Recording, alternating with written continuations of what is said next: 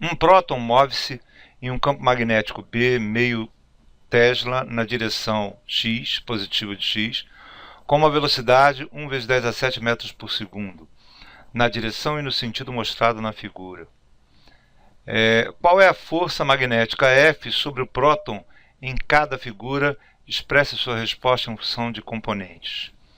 Bem, eu vou nomear as figuras aqui. Essa aqui a gente chama de figura 1, essa aqui a gente chama de figura 2. Então, na figura 1, como é que fica essa força? De cara a gente vai identificar a velocidade em função de seus componentes. Se você perceber na figura, essa velocidade está no plano XZ, certo? Perpendicular ao plano Y. E suas componentes está com um ângulo 45 graus com relação a x. Nosso vetor será então V cosseno de 45 graus na direção I mais V seno de 45 graus na direção K. Isso é K no sentido positivo de Z, certo? Então isso aqui é a caracterização por componentes da nossa velocidade. E o que ele quer é a força que atua sobre o próton. Tá? A força dada pela força de Lorentz. Isso é, a força será, então, a carga do próton, que é a mesma carga do elétron, V vetor B. Bom, desse jeito, a nossa força F fica da seguinte forma. No caso, V raiz de 2 sobre 2 na direção I, mais V raiz de 2 sobre 2 na direção K.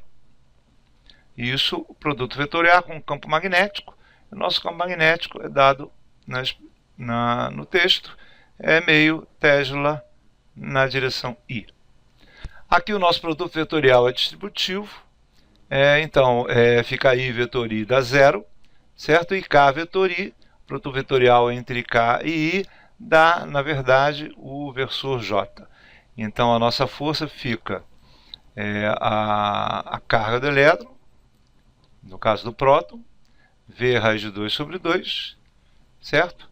Vezes meio na direção J, certo? E a conta então fica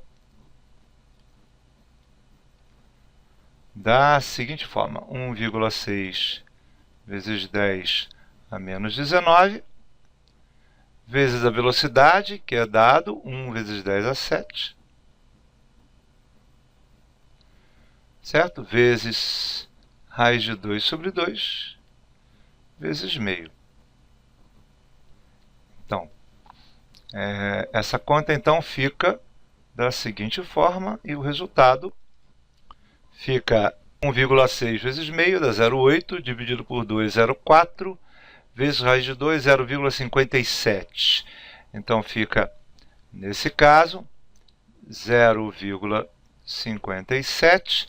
10 a menos 19 com 10 a 7 dá 10 a menos 12, vezes 10 a menos 12 newtons na direção J. Certo? Bem, a figura 2, a nossa velocidade é caracterizada da seguinte forma. No nosso caso, o próton está se movendo em cima do eixo x no sentido negativo dele. Então, a nossa velocidade é simplesmente menos v na direção i. Quando nós fazemos a força de Lorentz, temos menos v na direção i